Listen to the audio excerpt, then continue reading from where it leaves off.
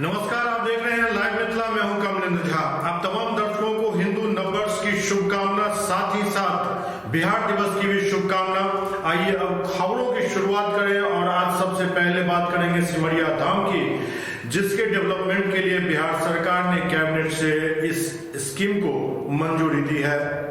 बिहार में मुख्यमंत्री नीतीश कुमार की अध्यक्षता में पिछली शाम कैबिनेट की बैठक आयोजित हुई। इस बैठक में कई निर्णय लिए गए, जिसमें सबसे खास निर्णय इस बार ये रहा जो उत्तर बिहार खासकर मिथिला वासियों की लोक आस्था के प्रमुख केंद्र सिमरिया धाम में उत्तरवाहिनी गंगा नदी के तट पर श्रद्धालुओं की सुविधा के लिए रिवर फ्रंट का विकास किया जाएगा। मुख्यमंत्री नीतीश कुमार की अध्यक्षता में हुई राज्य मंत्रिमंडल की बैठक में सिमरिया धाम के विकास के लिए जल संसाधन विभाग की ओर से तैयार योजना को मंजूरी मिल गई। इसमें नदी तट पर पक्के सीढ़ी घाट के निर्माण, कल्पवास मेला क्षेत्र में श्रद्धालुओं के लिए विभिन्न सुविधाओं के विकास एवं सौंदर्यीकरण की योजना शामिल है। जानकारी के अनुसार जल संसाधन विभाग के प्रस्ताव सिमरिया धाम के विकास एवं सौंदर्यीकरण के प्रस्ताव पर कैबिनेट ने मुहर लगाई। जल संसाधन मंत्री संजय कुमार झा ने मुख्यमंत्री नीतीश कुमार का आभार जताते हुए कहा कि मिथिला के लिए यह बड़ा तोहफा है। मुख्यमंत्री नीतीश कुमार ने पिछले साल कल्पवास मेले का स्थल निरीक्षण कर इसके विकास के लिए जरूरी निर्देश दिए थे। मुख्यमंत्री नीतीश कुमार ने नवंबर 2022 में सिमरिया धाम में लगे कल्पवास मेले में भ्रमण कर साधु संतों का फीडबैक लिया था और क्षेत्र के विकास के लिए जल संसाधन विभाग द्वारा तैयार कॉन्सेप्ट प्लान की समीक्षा कर विस्तृत योजना बनाने का निर्देश दिया था। सिमरिया धाम के विकास की अन्य योजना को कैबिनेट से मंजूरी मिलने पर मुख्यमंत्री के प्रति आभार प्रकट करते हुए जल संसाधन मंत्री संजय कुमार झा ने कहा कि यह मतलवासियों के लिए एक बड़ा तोहफा है। इससे जहां सिमरिया धाम धार्मिक पर्यटन के एक प्रमुख केंद्र के रूप में उभरेगा, वहीं आसपास के क्षेत्र को बाढ़ एवं कटाव से सुरक्षा मिलेगी।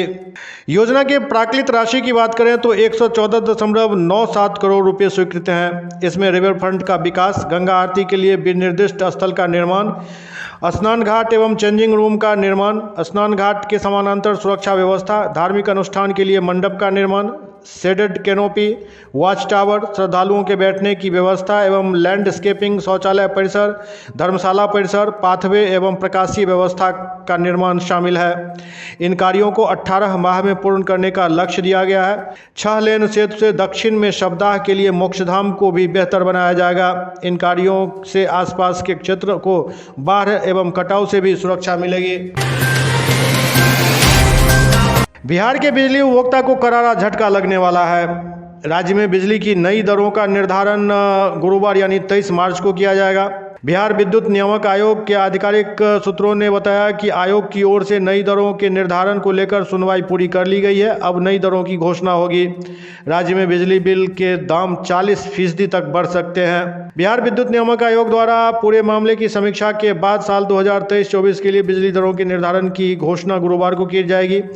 आयोग ने ट्रांसमिशन कंपनियों के लिए विद्युत दर का निर्धारण करते हुए दिशा निर्देश जारी कर दिया है। दरअसल बिजली कंपनियों ने इस बार 40% तक बिजली दर में बढ़ोतरी का प्रस्ताव दिया है। इसके अलावा कंपनियों ने फिक्स्ड चार्ज में भी बढ़ोतरी करने की मांग की है। अगर आयोग ने यह मांग मान ली तो लोगों के ऊपर भार पड़ना निश्चित है।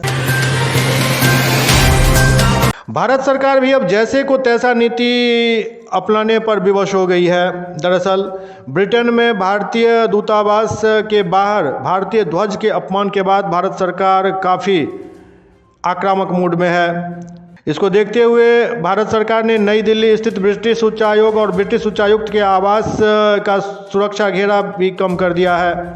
इन दोनों स्थलों के बाहरी गेट पर बैरिकेड्स लगे हुए होते थे, जिसे आज हटा दिया गया। इन बैरिकेड्स को सुरक्षा व्यवस्था का पहला घेरा माना जाता है। हालांकि अधिकारियों का मानना है कि ब्रिटेन और किसी भी दूसरे देश के दूतावासों की सुरक्षा में कोई कटौती नहीं की गई है, लेकिन इस सांकेतिक कदम को ब्रिटेन में भारतीय उच्चायोग पर लगातार हो रहे विरोध प्रदर्शन के विरोध के तौर पर देखा जा रहा है। मिल रही जानकारी के अनुसार दिल्ली पुलिस की तरफ से ब्रिटिश उच्चायुक्त के आवास के सामने लगे बैरिकेड्स को हटाया गया है, जबकि ब्रिटिश उच्चायोग के सामने लगे बैरिकेड्स और पुलिस बंकर को हटा दिया गया है। वहां के नजदीक के सड़क पर तैनात पुलिस वैन भी हटा दिए गए हैं। बिहार के खगड़िया में एक बड़ा ट्रेन हादसा टल गया है। दरअसल कटिहार बरौनी रेलखंड के अप लाइन ट्रैक पर बिजली का तार लटक गया। इसके बाद अप ट्रैक पर परिचालन बाधित हो गया। घटना सुबह 11:30 बजे के करीब की बताई जा रही है।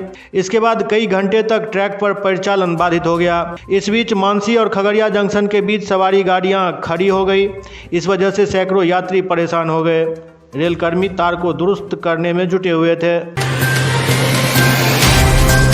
मधुबनी शहर के बड़े ज्वेलरी व्यवसायी लाल बाबू प्रसाद के तीनों प्रतिष्ठान और डॉक्टर रोशन कुमार की क्लिनिक पर आयकर विभाग की टीम के द्वारा 2 दिनों से कार्रवाई की जा रही है। दूसरे दिन भी आयकर विभाग की टीम सुबह से ही दोनों जगहों पर कागजात खंगाल रही थी। प्राप्त जानकारी के अनुसार आयकर विभाग की टीम की नज़र कई दिनों से दोनों पर थी। इन लोगों पर टैक्स गबन के आरोप हैं। बिहार के मुख्यमंत्री नीतीश कुमार को बम से उड़ाने की धमकी देने वाले को गुजरात के सूरत से गिरफ्तार कर लिया गया है। युवक का नाम अंकित मिश्रा बताया जा रहा है। उसने व्हाट्सएप के जरिए नीतीश कुमार को जान से मारने की धमकी दी थी। उसे सूरत के लश्करा से अरेस्ट किया गया। युवक ने गूगल से मुख्यमंत्री के ऑफिस का नंबर सर्च करके ये धमकी दी थी। गुजरात क्राइम ब्रांच की मदद से बिहार पुलिस ने आरोपी को गिरफ्तार कर लिया। पटना के सचिवालय थाने की पुलिस सूरत में है। आज ही आरोपी को लेकर पटना आने की तैयारी की जा रही है। यहां उससे आगे की पूछताछ की जाएगी। युवक ने नीतीश कुमार को धमकी क्यों दी, वो कहां का रहने वाला है, इसे लेकर अभी कोई जानकारी नहीं दी गई है। पुलिस आरोपी से पूछताछ करने में जुटी हुई थी। बताया जा रहा है जो अंकित मिश्रा ने 20 मार्च को बिहार के मुख्यमंत्री को बम से उड़ाने की धमकी दी थी। इसके बाद पटना के सचिवालय थाने ने मदद मांगी गुजरात पुलिस से। टेक्निकल सर्विलांस के आधार पर आरोपी का लोकेशन ट्रेस किया गया और उसके बाद बिहार पुलिस को इसकी जानकारी दी गई। इसके बाद बिहार पुलिस पहुंची और आरोपी को गिरफ्तार कर लिया गया। पटना में 16 साल की लड़की से गैंगरेप का मामला सामने आया है। नाबालिग अपनी मां का इलाज कराने पटना एम्स आई थी। मां को एडमिट करा के वो ऑटो से नौबतपुर अपने घर लौट रही थी। ऑटो में बैठा एक युवक बग्गा टोला के पास उसे जबरन एक गेस्ट हाउस में ले गया। इसके बाद उसने लड़की के साथ बलात्कार किया। फिर उसने अपने 3 दोस्तों को बुलाया और सभी ने मिलकर गैंगरेप किया। 2 दिन तक लड़की को उसी गेस्ट हाउस में रखा गया और गैंगरेप करते रहे। इसके बाद पीड़िता को गेस्ट हाउस के बाहर छोड़ दिया गया। किसी तरह पीड़िता ने इस बात की सूचना जानीपुर थाने को दी। पुलिस ने चारों आरोपियों को गिरफ्तार कर लिया। मामला 2 दिन पहले का बताया जा रहा है।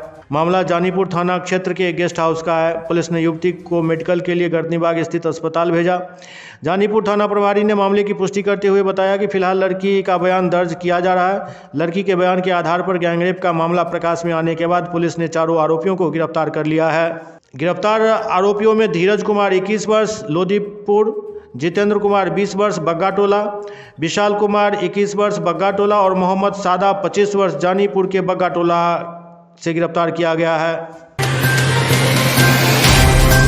आज से हिंदू नववर्ष 2080 का शुभारंभ हुआ है। इसके साथ ही चैती नवरात्रा की भी शुरुआत हुई। बिहार के विभिन्न मंदिरों में आज से भक्तों की तादाद बढ़ती जा रही है।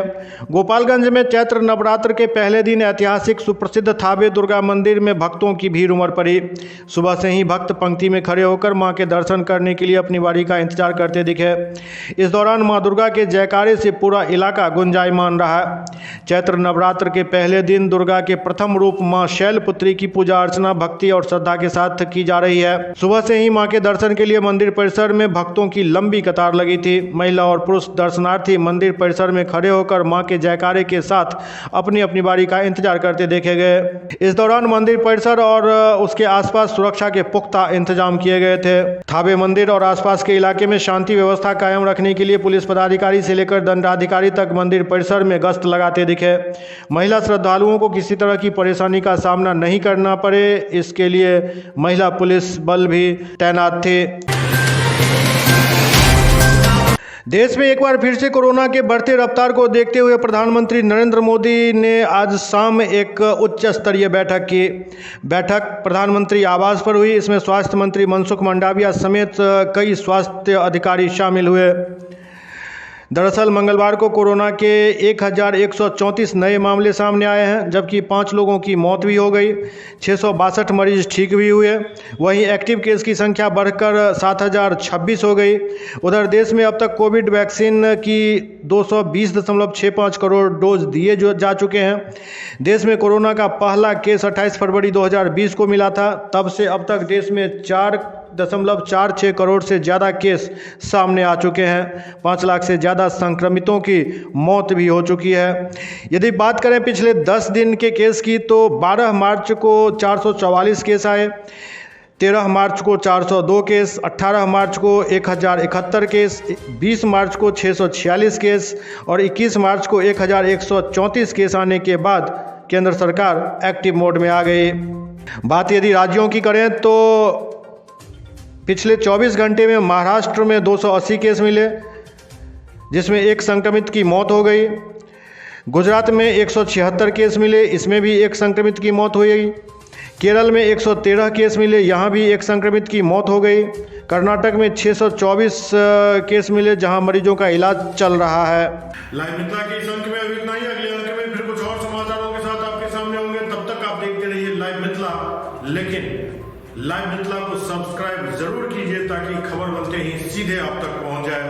नमस्कार।